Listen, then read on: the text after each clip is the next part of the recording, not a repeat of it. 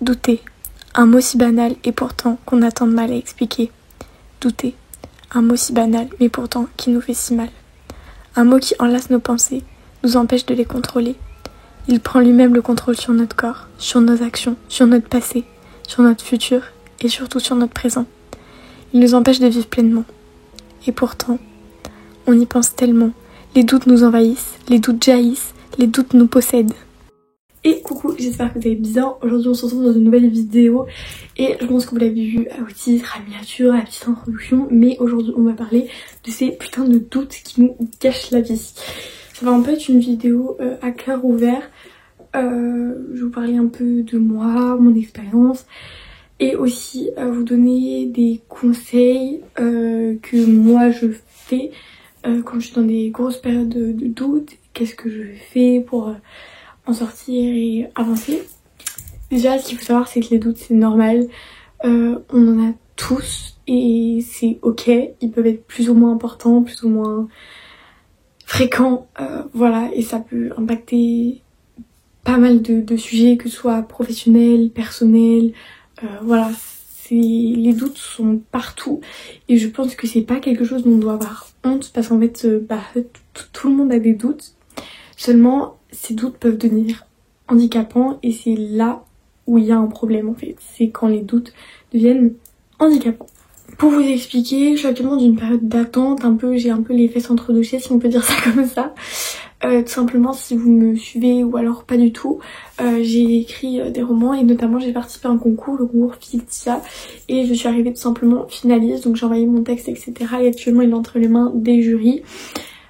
Et c'est une phase qui est extrêmement stressante pour moi parce que j'ai une chance sur 10 de gagner et il y a toujours cette éventualité de ça se trouve j'ai une chance de gagner, mais il y a aussi ces putains de doutes qui nous disent que c'est impossible, que les autres textes sont forcément mieux, enfin tout ça et c'est vrai que ça me travaille énormément ces derniers temps de me dire est-ce que en fait tout simplement je suis à la hauteur, est-ce que mon texte mérite, et donc ça typiquement ce sont des doutes. Après on a toujours des doutes qui s'avèrent être vrais, hein. Je sais pas quand vous avez... j'ai pas un exemple mais vous avez un... J'ai pas d'exemple. Voilà, comme ça c'est clair et net. Mais il y a toujours des petits doutes et qui sont pas graves en soi, vous voyez. De toute façon, vaut mieux prévenir que guérir dans certaines situations. Donc vraiment, là on va parler des doutes qui sont relous et qui sont handicapants, vous voyez. Parce que le problème avec les doutes, c'est qu'on peut en avoir, mais faut pas les laisser nous gâcher la vie. C'est-à-dire que c'est ok d'avoir peur de certaines choses, c'est ok de penser que certaines choses vont mal se passer ou quoi. Enfin, c'est humain de penser comme ça, seulement il faut pas laisser ses pensées prendre le contrôle sur nous en fait. Et il faut pas laisser ça guider nos actions, nos choix, etc. Non, pas du tout. Ce qu'il faut faire, c'est justement prendre cette décision et aller au-delà de ses doutes et de ses peurs en fait. Voilà, aussi que ça peut être des doutes par rapport au futur. Personnellement, ça vous paraît bête parce que je pense que dans la tête de beaucoup de gens, je veux être autrice, etc. Et c'est vrai que c'est quelque chose dont j'aimerais vivre, mais c'est quand même très compliqué. Donc, littéralement, je ne sais pas ce que je vais faire plus tard.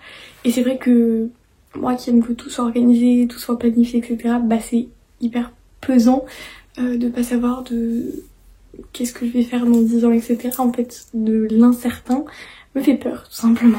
Et je pense ne pas être la seule. Maintenant, la question c'est concrètement, on fait comment pour sortir de ces périodes complètes de doute où on se pose 10 000 questions, on se dit que on n'y arrivera jamais, que bref, tout ça quoi. Comment on fait? Je vais vous partager les 3 choses que moi je peux faire dans ce genre de cas et qui peuvent m'aider. Donc déjà, moi la première chose que je fais, et ça c'est quelque chose que ma psy m'a conseillé de faire en fait, c'est tout simplement de prendre une feuille. Prenez une feuille, ok. Vous listez tous vos doutes, toutes vos peurs, toutes les choses qui vous pèsent mentalement. Voilà, vous les listez, vous écrivez et tout. Voilà. Déjà là, vous allez les voir à l'écrit et vous allez voir un peu l'importance la place que ça prend dans votre tête, étant donné que vous allez voir en fait sous forme de liste la taille que ça prend sur une feuille, vous voyez. Et déjà, ça fait un petit choc, on va dire. Et la deuxième chose, c'est que vous allez faire un tableau avec vos peurs réelles et vos peurs irréelles. Je m'explique. Moi au début j'étais là en mode what the fuck? Comment ça, réel, pas réel? Tout simplement, il y a des peurs sur lesquelles vous pouvez agir. C'est des peurs qui sont là, maintenant, tout de suite. C'est des choses que, par exemple, je sais pas, une bêtise, un truc qui vous fait vraiment peur, c'est que par exemple vous avez le bac dans 2 semaines. Ok. Et vous avez peur de pas avoir votre bac.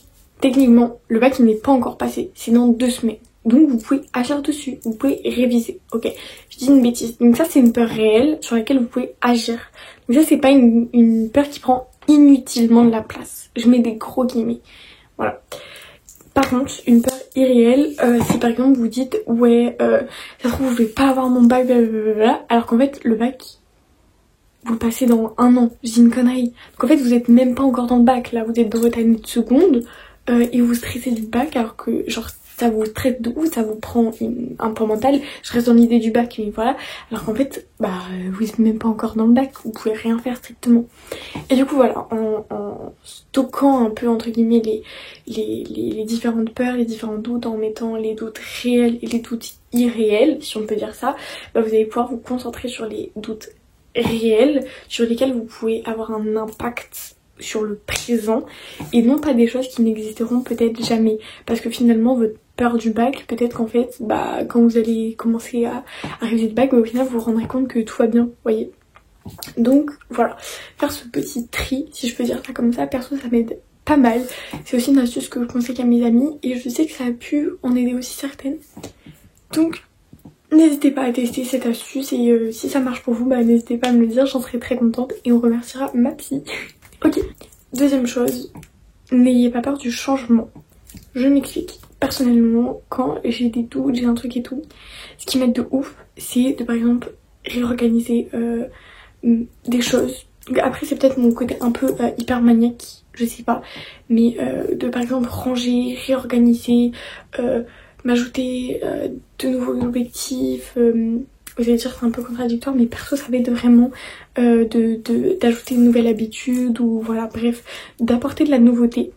Et perso ça m'aide parce qu'en fait, instinctivement, c'est comme si même si ça a rien à voir, en fait le fait d'avoir un peu de nouveau, je sais pas si vous voyez ce que je veux dire, en fait ça me permet de me concentrer plus sur ça que sur mes doutes. Et donc du coup au final je suis prise par ce que je fais et mes doutes s'atténuent. Donc perso c'est quelque chose qui marche pour moi. Donc voilà, de tester de nouvelles choses ou de réorganiser des choses actuelles, etc. Personnellement ça m'aide pas mal. Donc voilà. Et ensuite le troisième conseil, c'est tout simplement de laisser les choses se faire. Vous allez vous dire t'es dingo toi. En fait le problème c'est que la plupart du temps on a des doutes, comme ça rejoint un peu le cas numéro 1, sur des choses dont on n'a pas le contrôle. C'est-à-dire c'est des choses sur lesquelles on ne peut pas agir, on ne peut rien faire. Juste les doutes sont là et en réalité le seul moyen de les faire disparaître c'est soit de s'y confronter, soit d'attendre que ça passe. Et c'est compliqué parce que au final on peut pas souvent faire quelque chose sur ces doutes puisque en fait ils sont là et que malheureusement on contrôle pas totalement ce qu'il y a là, un petit peu mais pas totalement. Donc sincèrement je vous conseille d'accepter. C'est peut-être un peu bizarre dit comme ça, mais acceptez que vous êtes dans cette période, acceptez que vous avez ces questionnements, acceptez que vous avez ces doutes. Et rien que l'effet d'accepter, je trouve que c'est un grand pas en avant et que au final c'est déjà à moitié passer au-delà de ça.